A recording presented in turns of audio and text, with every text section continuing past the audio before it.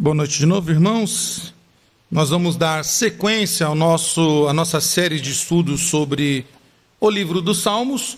Nós temos chamado essa série de Pregando Cristo nos Salmos, né? Ou Encontrando Cristo nos Salmos. Nós vamos dar sequência a partir do Salmo de número 3. Eu vou pedir para vocês deixar aberto. Nós leremos alguns salmos, não um todo, mas alguns, para finalizar o primeiro livro dos Salmos, que vai do Salmo 3 ou do Salmo 1 até o Salmo 41, com a pequena subdivisão entre o Salmo 1 e o Salmo 2 sendo uma introdução, e o Salmo 3 ao 41 sendo o primeiro livro. Então, sempre lembrando isso, então, este livro primeiro de Salmo, esse primeiro compêndio de canções, ele fala de confrontação, ou seja, Deus confrontando o seu povo através da palavra.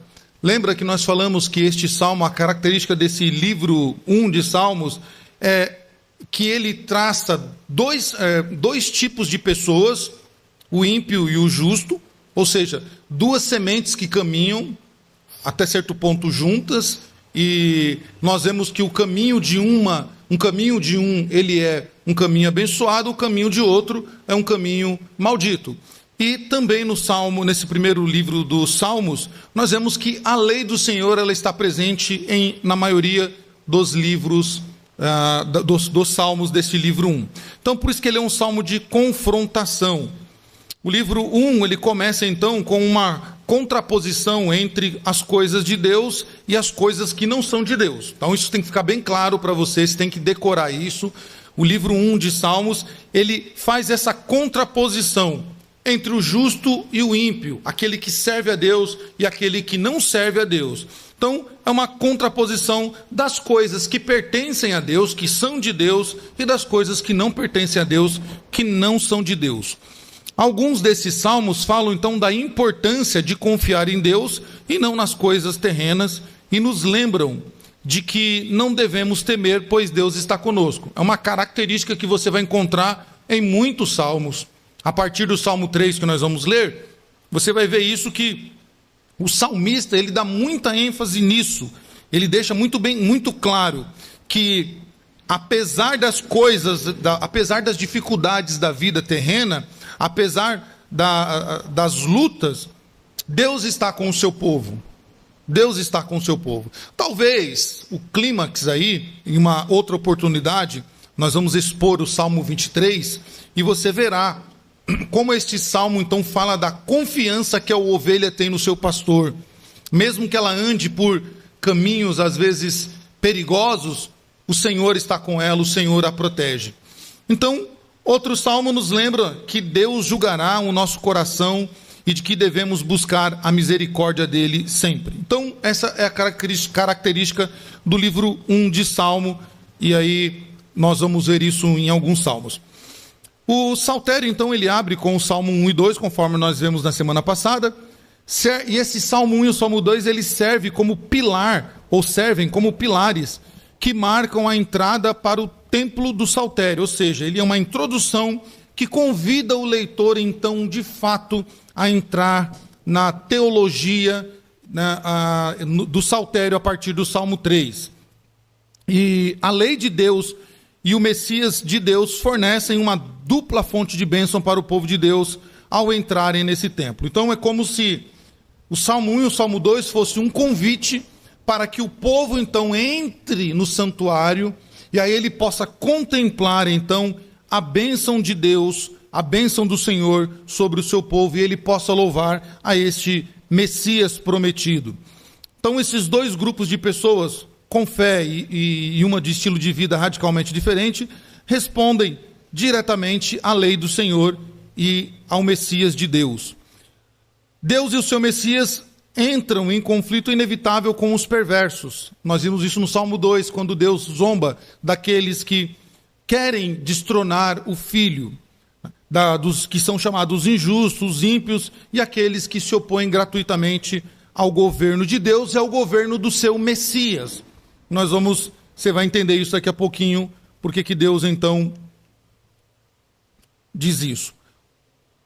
O livro 1 ainda, do Saltério, ele apresenta a primeira coletânea de salmos que traçam os desenvolvimentos deste conflito, dessas duas sementes. Alguns indivíduos e nações se puseram contra Deus e contra o seu Messias. E nós vamos ver isso com o Messias de Deus, que é Davi, como as nações se opõem contra o Messias de Deus, que é Davi, e como Deus responde a essas nações que se opõem contra aquele a qual Deus ungiu. Todos os salmos do livro 1, propriamente dito, são atribuídos a Davi como autor em seus títulos, com apenas 2 exceções, o que mostra a intensidade do envolvimento pessoal de Davi nesse confronto cósmico, é o que o Dr. Palmer Robertson entende. Então, meus irmãos, o livro 1, ele é o livro que contém os salmos de Davi, por isso chamado Livros dos Salmos de Davi, justamente para mostrar aos leitores do cântico que o Senhor escolheu o seu Messias, escolheu o seu ungido para governar, para representá-lo ali, e aqueles que se opusessem ao seu governo responderiam diretamente do Senhor. O Senhor, então, os confrontaria com a sua lei e com toda a força do seu julgamento. E Davi é este o escolhido de Deus para o representar.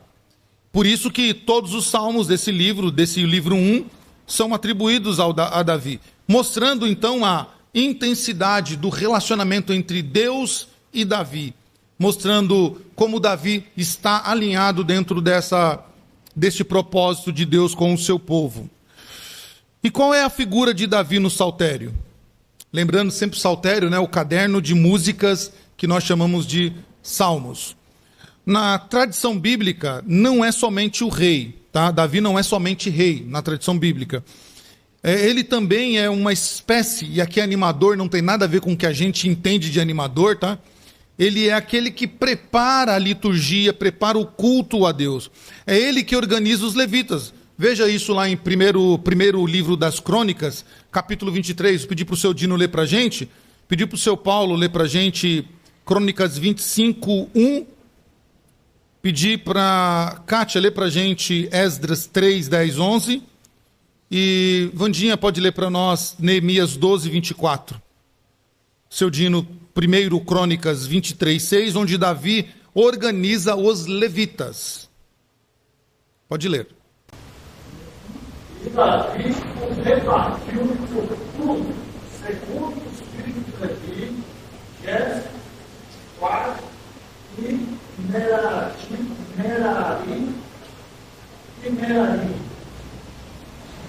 Sim, então Davi ele separa os levitas aí. Davi está organizando o culto. Quem são os levitas?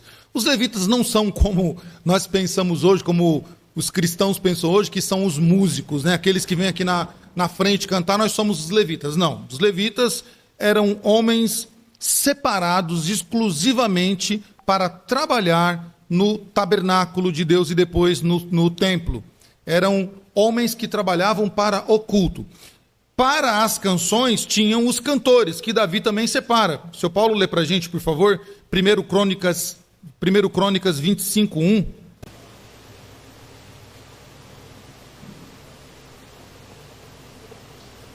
Davi, juntamente com os chefes dos serviços, separou para o ministério dos filhos de Natã, Gemã e Zé, para profetizarem com harpas, alaúdes e símbolos. Os povos encarregados nesse ministério foi. Tá bom. Não, tá bom, só tem aí. Então Davi separa aqui os cantores e Esdras repete isso. Quem é que vai ler Esdras mesmo? A Kátia, né? Esdras 3, 10, 11. Ele pode ler.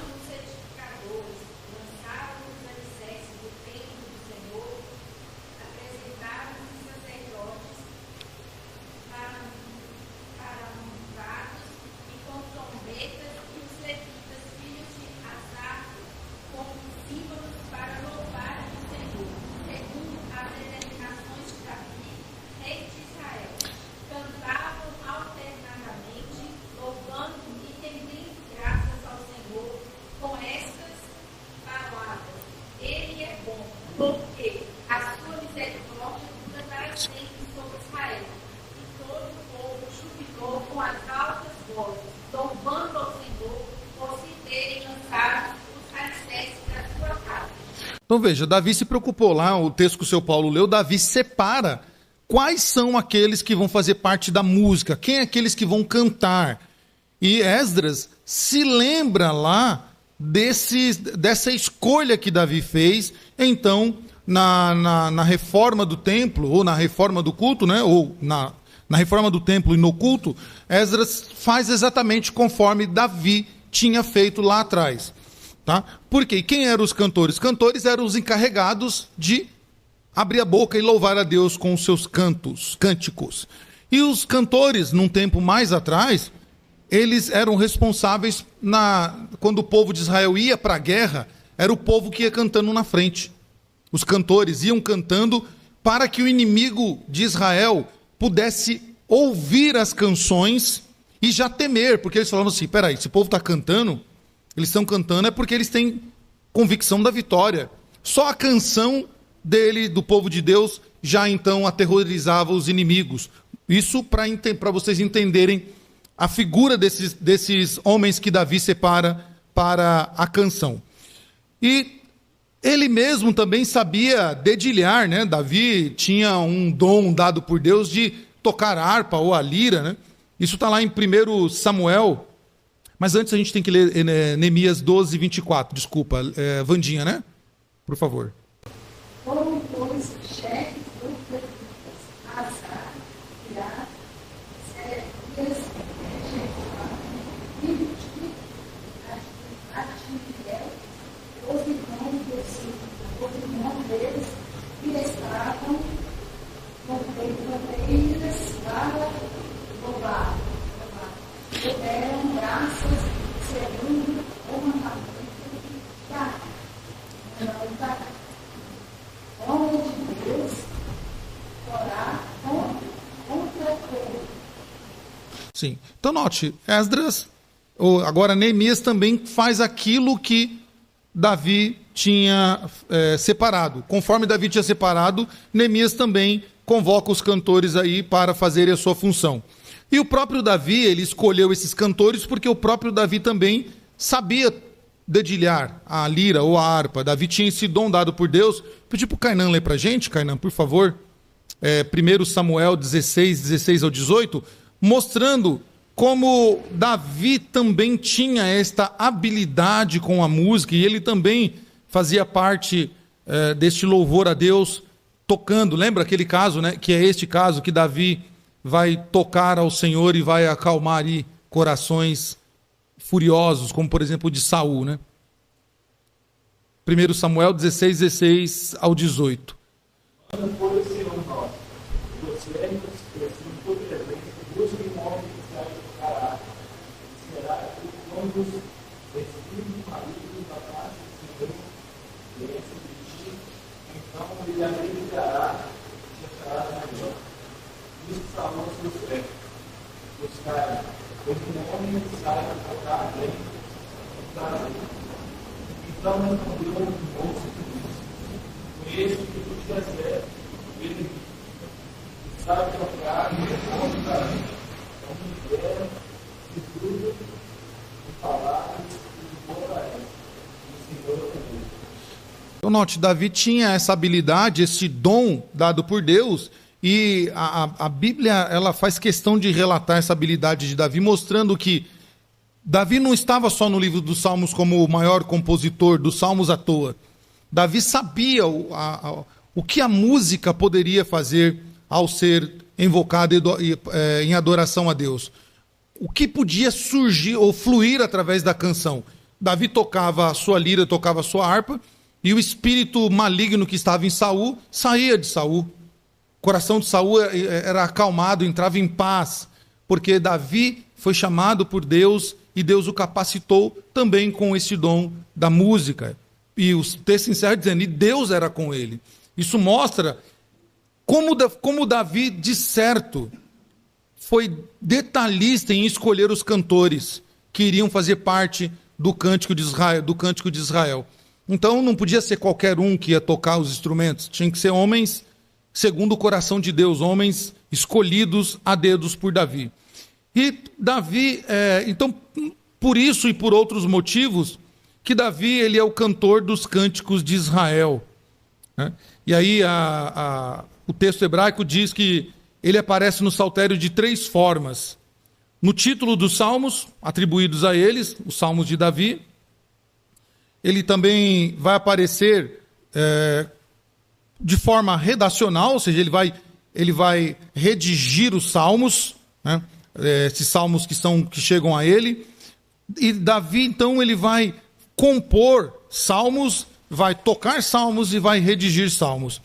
E interessante, irmãos, que a igreja, na igreja não é diferente isso, não era diferente essa atribuição de trazer aquilo que Davi instituiu no templo e no templo, na verdade. Isso se repete no Novo Testamento, quando a igreja faz o quê? Canta salmos ao Senhor, né? Provavelmente, essa era uma atribuição que evoque a atuação litúrgica de Davi, homem, cantor de louvores e servidor do Senhor.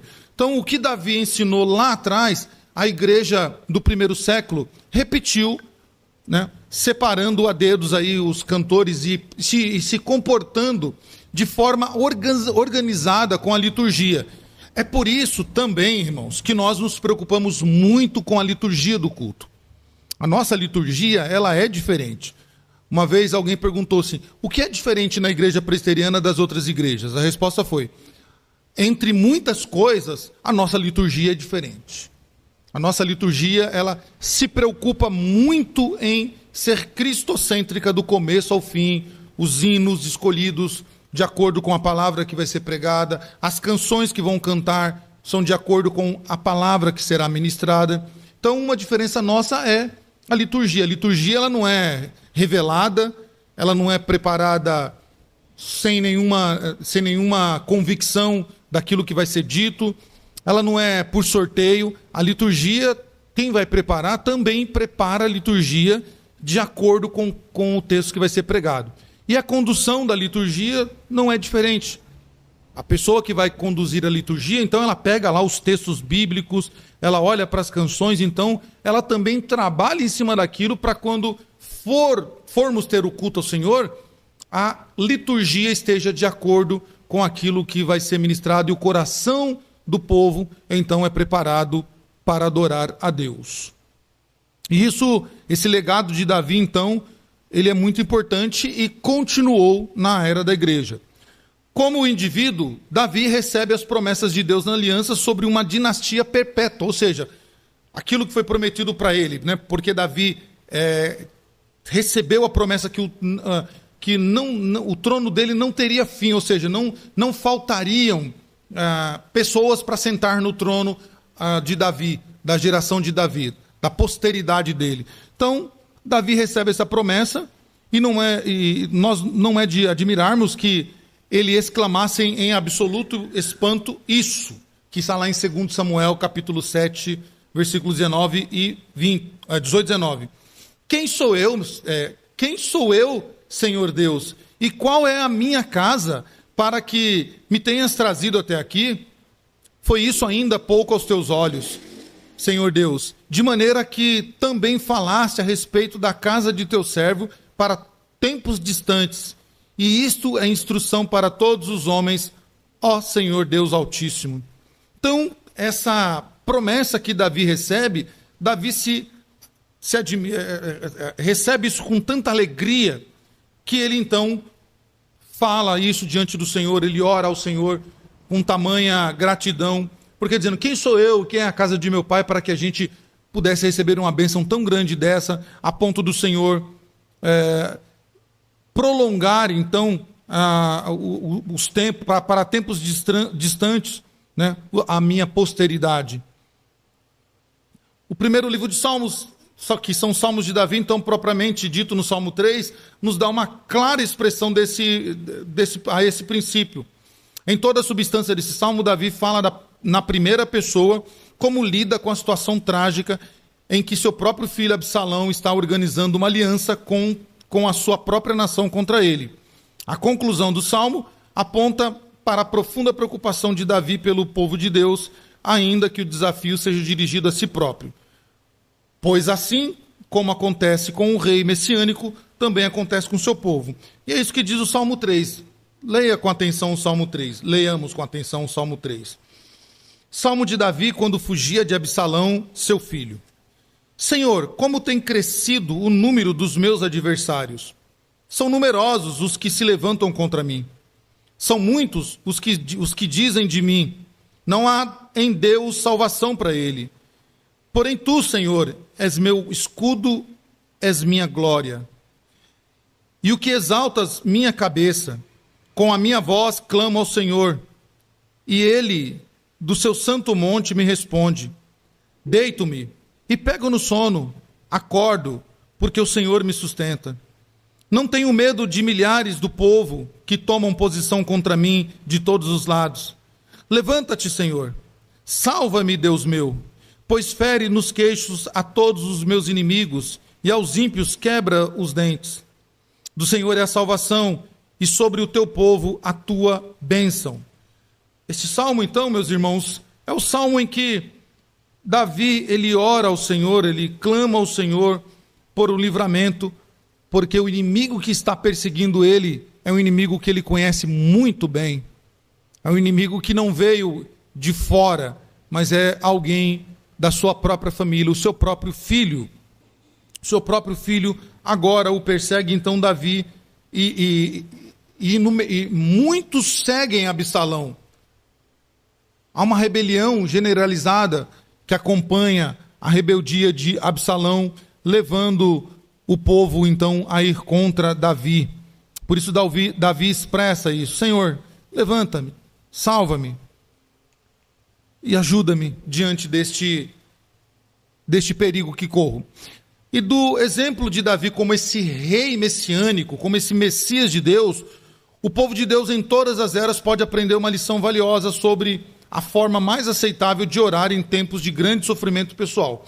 Essa situação de Davi, então, serve de exemplo para nós. Como nós devemos nos portar diante das maiores dificuldades da vida?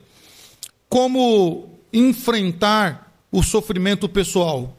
Sempre que o crente hoje sente necessidade da intervenção especial do Senhor, que se concentre no bem-estar de todo o povo de Deus, como um enquadramento adequado para a busca do livramento pessoal. Mesmo essa questão extremamente pessoal de Davi, de receber o seu próprio filho como seu inimigo, nós temos que também enxergar isso e aprender com isso, que ainda que a nossa busca ao Senhor seja para o perdão daquilo que fizemos contra ele, seja por pecado, seja por algum outro motivo, nós podemos ser bem mais formulada ou fazer uma consideração bem mais formulada da bênção que pode vir sobre todo o povo a partir de um ato pessoal, de um ato individual. Davi, ele sabia que a perseguição individual que ele estava recebendo não iria só afligi-lo, não iria só causar prejuízo a ele, mas essa perseguição ou essa provação que ele estava passando, isso respingaria no povo, o povo também sofreria. Por isso, Davi está pedindo a Deus livramento pessoal, mas que o povo vai ser beneficiado. Então, qual a lição que nós podemos aprender com Davi? Que sempre que formos nos dirigir ao Senhor, por qualquer motivo que seja pessoal, lembremos de como a comunidade pode ser abençoada através desta bênção que o Senhor vai me dar, através desse livramento que o Senhor vai me dar, através desse consolo que o Senhor vai me dar. Eu me lembro, e olhando para isso, eu me lembro da expressão do apóstolo Paulo, quando ele diz que com as consolações que ele estava sendo consolado, serviriam para consolar outros também. Então, nós devemos aprender isso, nos momentos de dificuldade da nossa vida, que nós clamamos ao Senhor, como é que eu posso usar aquilo que Deus está fazendo para mim, pessoalmente, para mim, como que eu posso trazer isso para a coletividade, para que os meus irmãos sejam abençoados também. Assim, o grande número de livros do livro 1, de Salmos do livro 1, que aparece na primeira pessoa, de modo algum aponta para uma perspectiva egocêntrica. em que Davi pensa apenas em seus próprios problemas pessoais. Então, o fato de Davi se dirigir na primeira pessoa, quase que em todos os salmos, isso não faz de Davi uma pessoa egocêntrica que está pensando somente nele, tá? Mas, e também não esteja pensando só nos seus problemas pessoais. Em vez disso, a centralidade davídica nestes salmos repousa firmemente na realidade de que, como acontece com um rei ungido, assim também acontece com a totalidade do povo escolhido de Deus. Então, Davi nos ensina aqui, e é isso a intenção do salmista, mostrar que, embora o rei estivesse enfrentando um problema pessoal, o problema do rei também afetaria o povo. Por isso, o livramento do rei seria o livramento do povo. O consolo do Senhor sobre o rei seria o consolo de Deus sobre o povo. As mãos do Senhor sobre o rei seriam as mãos de Deus sobre o povo. Porque quem é o rei? Quem é Davi? É o Messias de Deus. É aquele quem Deus escolheu para ser o seu rei, para ser aquele que ele quer no trono. Por isso ele estende a sua posteridade não à toa. Opa, vamos lá, agora foi.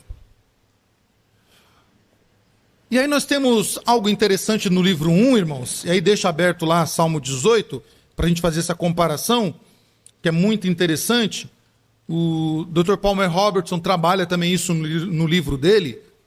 Essa estrutura que nós podemos ver sempre nos Salmos, tá? Tanto quanto no Salmo 1, lembra o Salmo 1? Ele apresenta dois tipos de pessoas, o justo e o ímpio, apresenta então duas gerações, e no Salmo 2 ele fala do trono, do que o Senhor reina, falando da lei do Senhor, do Senhor como rei. O Salmo 18 e o Salmo 19, eles possuem também um papel chave na estrutura da coletânea da coletânea dos Salmos de Davi. Estes dois salmos acrescentam, ou apresentam, na verdade, a união de um salmo messiânico com o salmo da lei. Nesse sentido, eles se espelham, os dois primeiros salmos do Saltério, o Salmo 1 e o Salmo 2 também, o salmo da lei e o salmo messiânico. Lembra o Salmo 1? O Salmo 1 ele fala que aquele homem ele é bem-aventurado por quê? Por que ele é bem-aventurado? Mas por um outro também, mas tem algo mais forte porque ele é abençoado. Prazer na lei do Senhor. Tá? Então é isso porque ele é abençoado. Tem prazer na lei do Senhor. Então o Salmo 1 mostra, o homem tem prazer na lei. E o Salmo 2 fala do quê? Qual é a indignação do salmista no Salmo 2? Tem algumas pessoas querendo o trono do filho. Então fala da lei no Salmo 1, né? E do rei no Salmo 2. Há alguém que reina segundo o conselho do Senhor Deus. Há o seu filho, o seu Messias que reina. Então o Salmo 1 ele fala de lei, o Salmo 2 fala é um salmo messiânico, fala do reinado. O Salmo 18 e o Salmo 19, eles têm a mesma estrutura. Nós podemos ver isso. Algumas estrofes do Salmo 18, só para a gente ganhar tempo aqui. Diz assim o Salmo 18. Ao mestre de canto, Salmo de Davi, servo do Senhor, o qual dirigiu ao Senhor as palavras deste cântico no dia em que o Senhor livrou de todos os seus inimigos e das mãos de Saul, ele disse: Eu te amo, ó Senhor, força minha. O Senhor é a minha rocha, a minha cidadela, o meu libertador, o meu Deus, o meu rochedo em quem me refugio. O meu escudo, a força da minha salvação, o meu baluarte. Invoco ao Senhor, digno de ser louvado, e serei salvo dos meus inimigos. Laços de morte me cercaram, torrentes de impiedade me impuseram terror. Cadeias infernais me cingiram, e tramas da morte me surpreenderam. Na minha angústia invoquei o Senhor, gritei por socorro ao meu Deus, e ele do seu templo ouviu a minha voz, e o meu clamor lhe penetrou aos ouvidos. E aí ele vai, então, continuar falando do livramento que o Senhor o deu. O título do Salmo 18 indica, então, que Davi escreveu esse salmo no dia em que o Senhor livrou ele de todos os seus inimigos e das mãos de Saul também. representa, então, com pouca modificação, o que está registrado lá em 2 Samuel 22. Leamos lá 2 Samuel 22, vou pedir agora para quem, para o seu Geraldo, pode ler para nós, 2 Samuel 22, só alguns versículos deste texto para nós, por favor. 2 Samuel 22. Segundo livro de Samuel 22.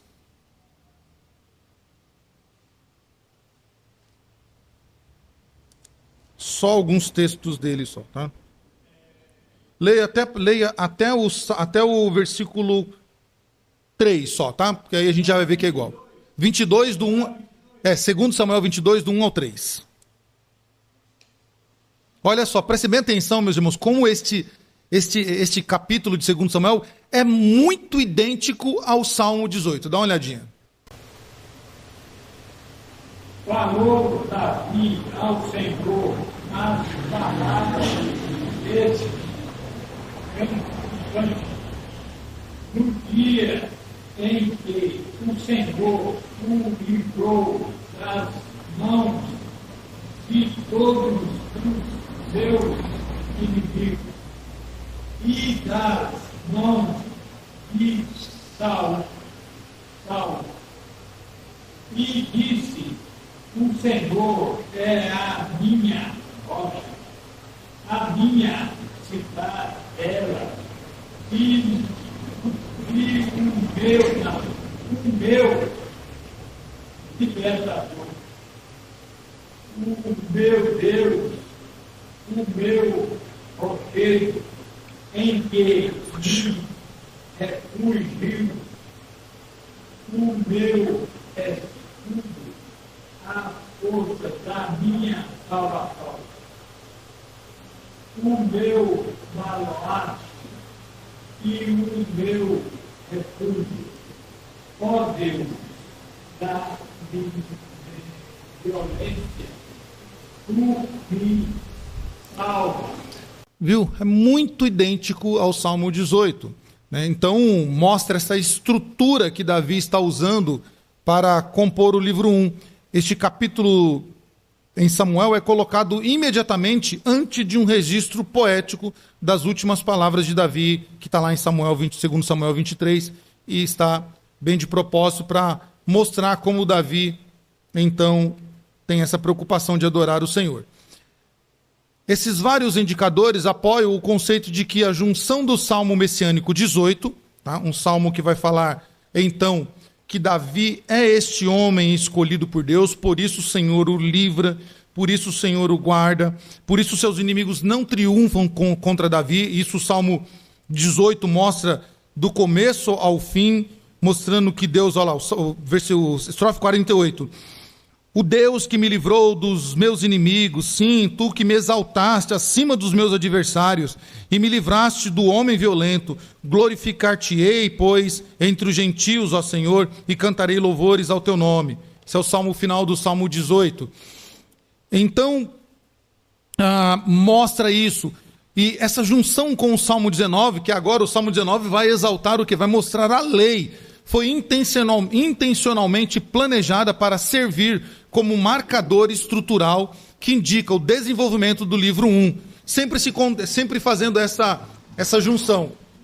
A lei e o Messias e a lei. Então sempre você vai encontrar essa estrutura do Salmo, nos Salmos no livro 1. Tá? Sempre vai estar esse contraste, tá? Mostrando, ou melhor, esse espelhamento da lei do Senhor e o Messias do Senhor escolhido. As contendas para estabelecer e manter o trono messiânico de Davi continuarão. De acordo com a narrativa de 2 Samuel, o estabelecimento de Davi como rei sobre todo Israel depois da morte de Saul só serviu para provocar o inimigo antigo da nação e esforços ainda maiores para derrubar o Messias do seu reino. Davi quase perdeu a vida em uma batalha contra os filisteus, que ocorreu muito mais tarde em sua carreira como rei. Esse incidente levou os homens a fazer um juramento: nunca mais sairá conosco a peleja, para que não apagueis a lâmpada de Israel. Porque o povo entende que Davi é este Messias escolhido por Deus. E aí, Davi coloca de propósito, então, nesta composição dos Salmos, o Salmo 19. Olha o que diz o Salmo 19, falando agora da lei que anda sempre com o Messias de Deus. Os céus proclamam a glória de Deus, e o firmamento anunciam as obras das tuas mãos. Um dia discursa a outro dia, uma noite revela conhecimento a outra noite. Não há linguagem, nem há palavras, e deles não se ouve nenhum som. No entanto, por toda a terra se faz ouvir a sua voz, e as suas palavras até os confins do mundo. Aí pôs uma tenda sobre o sol, o qual, com o noivo que sai nos seus aposentos e se regozija com um herói, ao percorrer o seu caminho. E aí vai falando o versículo 7. A lei do Senhor é perfeita e restaura a alma. O testemunho do Senhor é fiel e dá sabedoria aos simples.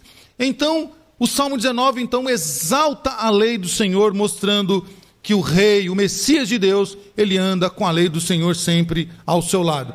E é por isso que os valentes de Davi, então, proibiram Davi, de certa maneira, de ir à guerra, porque eles falaram, não, você não pode, você quase perdeu sua vida aqui agora, nós sabemos que o Senhor é contigo, que o Senhor te colocou por rei sobre nós, que o Senhor estabeleceu a sua posteridade para sempre, então, fique em casa, não saia mais daqui, fique aqui, para que não se apagues a lâmpada de Israel, porque eles sabem que Davi não é só um rei, não é um rei como foi Saul. Davi é o Messias de Deus para Israel. Isso é muito importante para que nós possamos entender os Salmos. E esse papel estrutural dos Salmos, ele fica muito evidente nos acrósticos. Tá? E o livro 1 ele vai conter 4 acrósticos. O Salmo 9 e o Salmo 10 são acrósticos. O Salmo 18, o Salmo 25, o 34 e o 37. Tá? Então, o que são salmos acrósticos? E por que esses salmos acrósticos estão no livro 1 de maneira bem clara? Por que eles são organizados de modo que... E eles são organizados de modo que cada linha dos salmos vai expressar ou vai mostrar de forma bem clara uma letra do alfabeto hebraico. E é interessante como Deus usa esse arranjo para um propósito, tá? Senão, não estava lá, tá? Senão, não estaria lá. Se não houvesse um propósito de Deus em colocar os acrósticos ali, não teria razão de estar lá. Mas se está lá, é porque tem razão. Então, o que é um acróstico? Deixa eu ver se a caneta libera aqui. O acróstico é uma forma de versificação, na qual há uma combinação de letras na vertical, tá? De forma que formam uma palavra ou até uma frase. Eu vou mostrar o exemplo para vocês aqui. Normalmente é utilizado com letras iniciais do alfabeto, mas pode aparecer também nas últimas letras da frase ou até mesmo no meio. Para fazer um bom acróstico, é necessário escolher qual palavra será camuflada e qual posição ela ficará a construir esse poema, para que ela consiga, então, atingir o objetivo da qual Deus quis que ela estivesse. Tá? Isso é uma fonte do dicionário Dício. Vamos lá.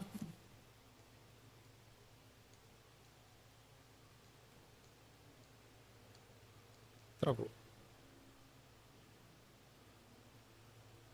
Bom, essas letrinhas aí não são letras estranhas, tá? Isso é o alfabeto hebraico.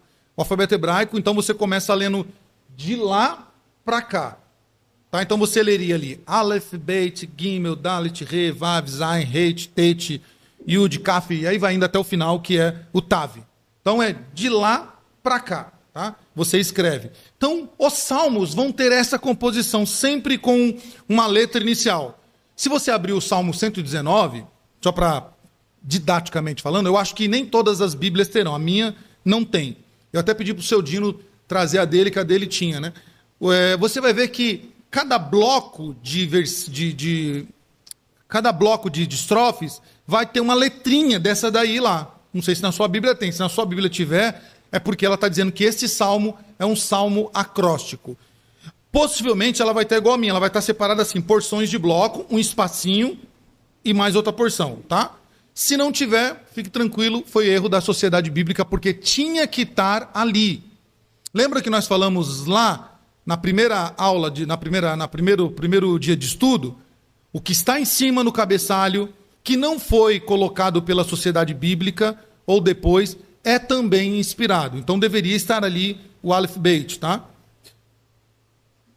Se não achou, depois a gente acha junto isso aí, tá? Eu acho que a caneta não quer mais me obedecer, não. Seria mais ou menos isso a função do acróstico. Olha aí que interessante. A pessoa quis escrever redação, ocultamente, né? A gente aprende muito na escola, redação. Então ela colocou quais os elementos que compõem uma redação. Você precisa de um rascunho, né? Justamente, geralmente, quando você vai fazer uma redação, você faz um rascunho para você não errar. Ela tem a reescrita, ela tem as ideias, ela tem a leitura, ela tem a correção, a coesão e ela tem a coerência. Isso é para fazer uma boa redação. Então você fez um acróstico ali.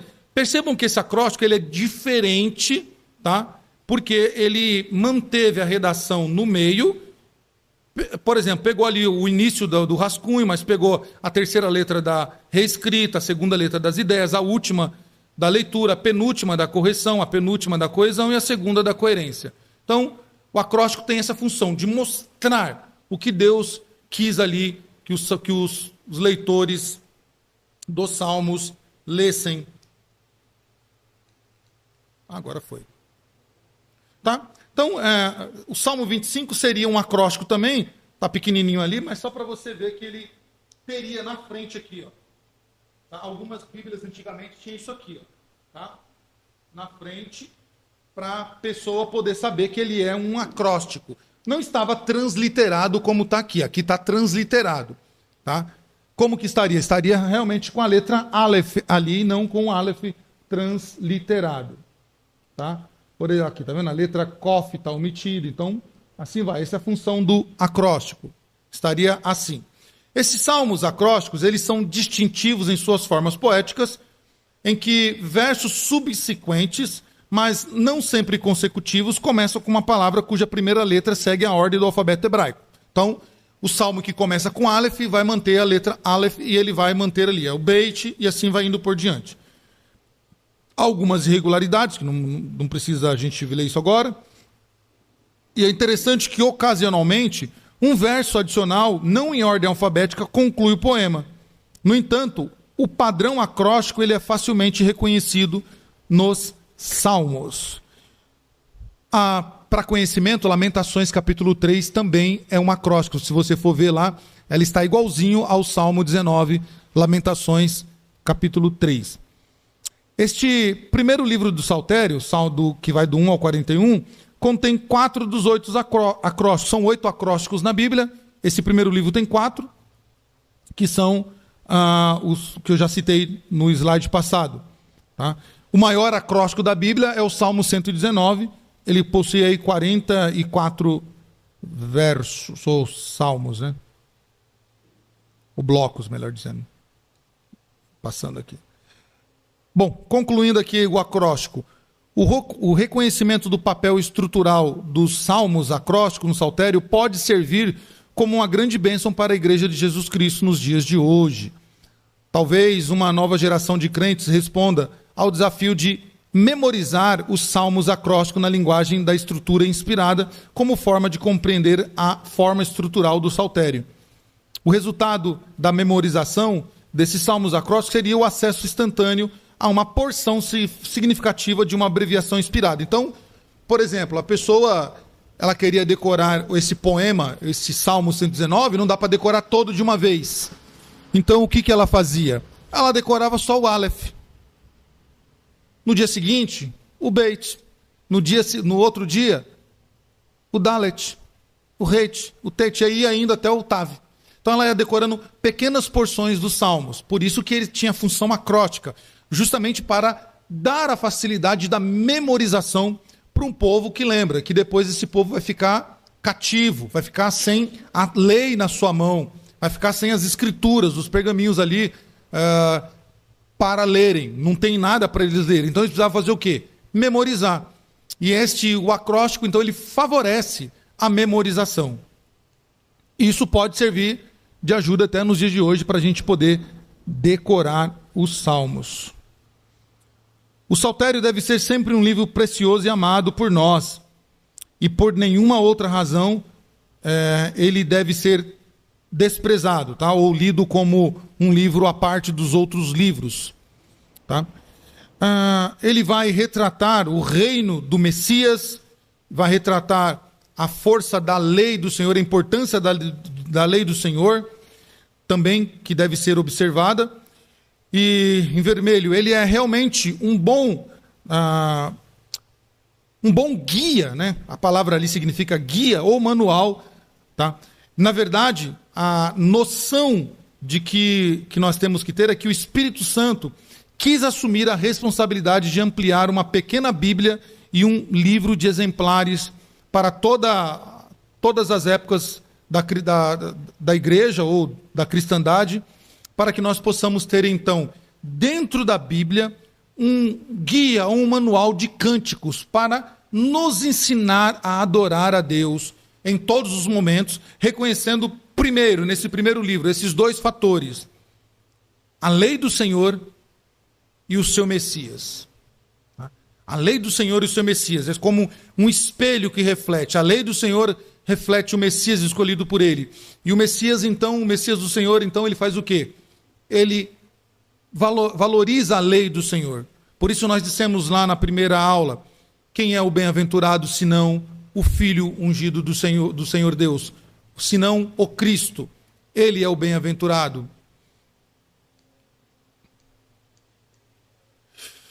E aí nós temos uma declaração de Lutero, que é muito importante. Essa é a declaração de Lutero. Lutero, ele entende que Salmos ele deve ser visto de uma forma bem particular por nós. E Lutero tinha essa convicção, ou esse entendimento de que os Salmos, o caderno de Salmos, ele era um pequeno guia, na verdade. Ele era uma Bíblia dentro da Bíblia. E ele entende que o Espírito Santo quis fazer isso. O Espírito Santo inspirou os salmistas a fazerem isso dessa forma poética, dessa forma didática, para que o povo de Deus, então, pudesse entender, de uma forma resumida, a maneira certa de adorar o Senhor, de glorificar ao Senhor. E se Martinho Lutero está correto nisso, e eu acho que ele está correto, tá? Nessa sua declaração de que toda a Bíblia está contida nos Salmos, sempre lembrando aquela estrutura, lembra aquela estrutura? Por que 5 livros? Porque um livro vai apontar para Gênesis, outro livro para Êxodo, outro livro vai apontar para Levíticos, outro livro vai apontar para Números e outro livro vai apontar para Deuteronômio. Então essa separação não é por acaso. Tá? O livro 1 vai apontar realmente para a criação de Deus e a sua palavra. Não é por isso que o Salmo 18 é um salmo da criação. Não é por isso que ele fala que o Messias de Deus ele está presente na criação. João disse isso, né? O Evangelho diz isso. Paulo repetiu isso também. Os evangelistas repetiram isso, de que o Messias, o Senhor Jesus, estava na criação e sem ele nada do que foi criado foi feito. Então Lutero está certo, e eu entendo que Lutero está certo nessa sua convicção de que a Bíblia está contida nos Salmos. Que bênção é para nós ter ter este entendimento, tá? Bem para como todo o povo de Deus, e esse esforço, e se um esforço sério fosse feito para memorizar uma seleção estratégica dos Salmos, incluindo os 8 salmos acrósticos, cuidadosamente posicionados. Então, Lutero tem essa convicção, eu acho que ele está correto nisso, porque quando nós olhamos para o livro de Salmos, encontramos toda a palavra ali contida nele, tá? E isso nos faz, então, ter de forma resumida e de forma mais simples e fácil a decorar ou aprender, memorizar sobre a lei do Senhor. Vamos lá, filho. Concluindo então o livro 1, meus irmãos, o livro 1 conclui com um salmo personalizado do Messias, em que ele sofre a traição de um amigo próximo. É assim que termina o livro 1. Tá? Ele narra: até o meu inimigo íntimo, em que eu confiava, que comia do meu pão, levantou o calcanhar contra mim. Isso está lá no Salmo 41. E é depois repetido pelos apóstolos. Bom, muito embora este salmo, né, todo este salmo, ele é atribuído de forma total à pessoa de Jesus Cristo como o ungido, de forma particular, o Dr. Palmer Robertson ele entende, né, que dá para se fazer uma leitura a mais aí. Tá? A antecipação básica da traição do Messias de Deus por um amigo íntimo, que se transformou em seu arqui-inimigo, é claramente um tema messiânico, que retoma a luta da vida e morte entre a semente singular e a semente da mulher e o próprio Satanás, o maior inimigo do povo de Deus. À medida que o saltério progride, esta animosidade entre as duas sementes é vista de várias perspectivas. Então, o livro 1 termina com o Salmo 41, mostrando que aquilo que aconteceu em Gênesis 3 continua ainda a acontecer. E isso vai continuar por muito tempo ainda, e nós vamos ver isso de outras perspectivas. Então, as duas sementes estão ali de novo, se degladiando, quando o salmista diz: até o meu amigo íntimo me traiu. Ou seja, estava ali as duas sementes se degladiando, se confrontando, tá? Para se cumprir a palavra. Filho, vamos lá. Esse livro, então, ele mostra, ele sempre auxiliou a vida devocional da Igreja de Cristo, encontrando as evidências quando o apóstolo Paulo menciona a forma de a igreja primitiva se reunir. Como que a igreja primitiva se reunia? Conforme Efésios 5:9.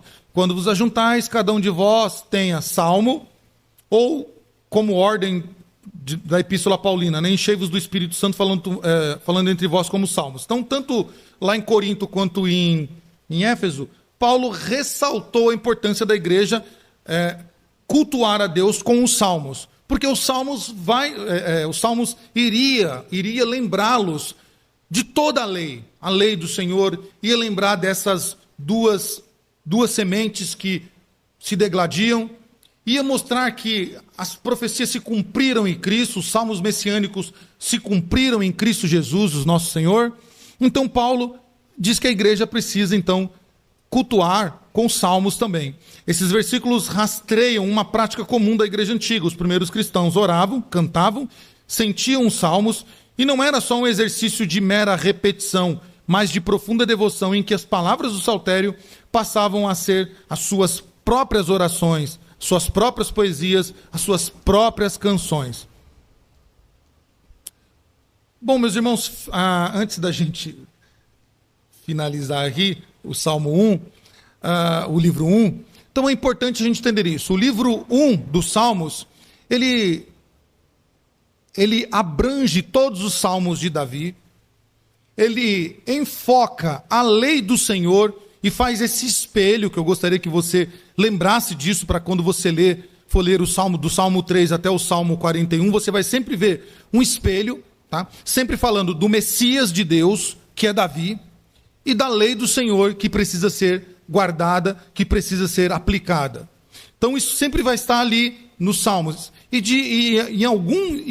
na maioria dos Salmos você vai ver sempre isso. A lei do Senhor antes, o Messias depois, ou faz a inversão. O Messias antes, a lei do Senhor depois, sempre conforme Salmo 1 e Salmo 2. Tá? O Salmo 1 vai narrar, então, os momentos mais difíceis de Davi antes de governar todo Israel. É nesses salmos que Davi foge do seu filho, é nesses salmos que Davi tem que enfrentar algumas batalhas pessoais. E Davi expressa esse sentimento dele em canções, mostrando que o fato dele ser perseguido pelo povo, não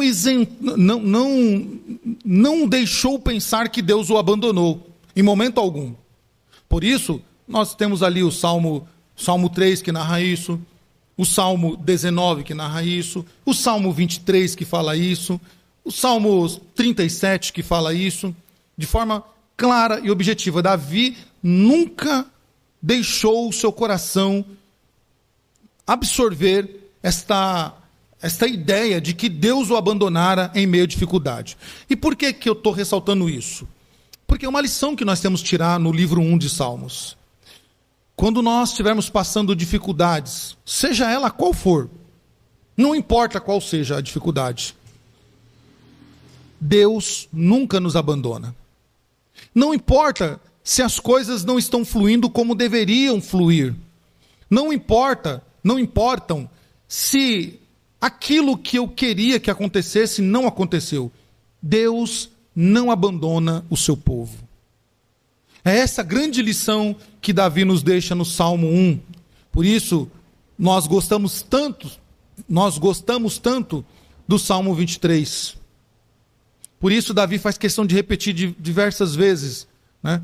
Diversas vezes ele repete isso, principalmente do Salmo 3 ao Salmo 8. Ele vai repetir: deitei, dormi e acordei, porque o Senhor estava comigo. Davi tinha um sono tranquilo. Davi tinha um momento, não entrava em desespero por causa das coisas. Por quê? Porque Davi tinha um aliado ao seu lado, a lei do Senhor. Ele entendia que, como justo, ele não podia deixar a lei do Senhor, nem de dia e nem de noite. Por isso, ele é também aquele que medita na lei do Senhor de dia e de noite, conforme Salmo 3 ao Salmo 8. Então, meus irmãos, para a nossa memorização, Salmos 3 ao Salmo 41, fecha o livro 1 dos Salmos, eles espelham então essas duas características: falar da lei, falar do Messias, muito semelhante ao que acontece no Salmo 1 e 2.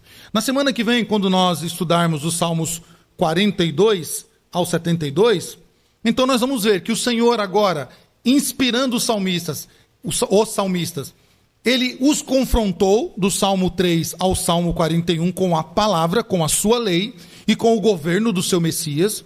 Foi uma confrontação.